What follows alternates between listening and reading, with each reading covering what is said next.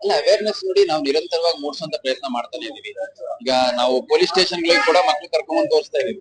Open school ಅಂತ ನಮ್ಮಲ್ಲಿ ಏನು ಒಂದು ಪ್ರಾಕ್ಟೀಸ್ ಇದೆ. ಅದರಲ್ಲಿ ಶಾಲಾ ಮಕ್ಳು ಕರ್ಕೊಂಡ್ಬಂದು ಸ್ಟೇಷನ್ಗಳಲ್ಲಿ ತೋರಿಸುವಂತದ್ದು, ಅಲ್ಲಿ ಸೆನ್ಸಿಟೈಸ್ ಮಾಡುವಂತದ್ದು ಮಾಡ್ತಾ ಇದೀವಿ. ನಮ್ಮೆಲ್ಲ ಅಧಿಕಾರಿ ಸಿಬ್ಬಂದಿಗಳು ನಾನು ಸೇರಿದಂತೆ ಶಾಲಾ ಕಾಲೇಜುಗಳಿಗೆ ಹೋಗ್ತೀವಿ. ಸಾಕಷ್ಟು ಪಬ್ಲಿಕ್ ಮೀಟಿಂಗ್ ಗಳನ್ನ mostly highest public number of public meetings ನಾವು ಮಾಡಿದೀವಿ. ಅಷ್ಟಾದ್ರೂ ಈ ತರ ಇನ್ಸಿಡೆಂಟ್ ಆಗಿದೆ, ವೆರಿ ಅನ್ಫಾರ್ಚುನೇಟ್. ನಾನ್ ಮತ್ತೊಮ್ಮೆ ಪೋಷಕರಿಗೆ ಮನವಿ ಮಾಡುವಂತದ್ದು, ತಮ್ಮ ಮಕ್ಳು ಏನ್ ಮಾಡ್ತಿದ್ದಾರೆ ಅನ್ನೋದ್ರ ಬಗ್ಗೆ ಗಮನ ಹರಿಸಿ. ಯಾಕಂದ್ರೆ ರಸ್ತೆಯಲ್ಲಿ ಆಟ ಆಡ್ತಿರ್ತಾರೆ ಅನ್ನೋದು ನಿಮ್ ತಲೆಯಲ್ಲಿ ಇರುತ್ತೆ. ಆದ್ರೆ ಆಟ ಆಡ್ಬೇಕಾದ್ರೆ ಅವ್ರೇನ್ ಜಗಳ ಆಡ್ತಾ ಇದಾರಾ, ಅಥವಾ ಯಾವ ಆಟ ಆಡ್ತಾ ಇದಾರೆ, ಮೊಬೈಲ್ ಗಳಲ್ಲಿ ಯಾವ್ದಾದ್ರು ಬೆಟ್ಟಿಂಗ್ ಆಟ ಆಡ್ತಾ ಇದಾರಾ, ಅಥವಾ ಪೆಟ್ ಕೊಡುವಂತ ಆಟಗಳು ಆಡ್ತಾ ಇದಾರಾ, ಅಥವಾ ಫಿಸಿಕಲಿ ಏನಾದ್ರು ಫೈಟ್ ಮಾಡುವಂತದ್ದೆಲ್ಲ ಮಾಡ್ತಾ ಇದಾರೆ, ಅದೆಲ್ಲ ಗಮನ ಹರಿಸಬೇಕಾಗತ್ತೆ. ಇವಾಗ ನಾವೇನೇ ರಿಗ್ರೆಟ್ ಮಾಡಿದ್ರು, ನಾವೇನೇ ಕ್ರಮ ತಗೊಂಡ್ರು, ಅರೆಸ್ಟ್ ಮಾಡಿಸಿ ಏನೇ ಮಾಡಿದ್ರು ಸತ್ತೋಗಿರೋ ಮಗು ಅಂತ ವಾಪಸ್ ಬರಲ್ಲ.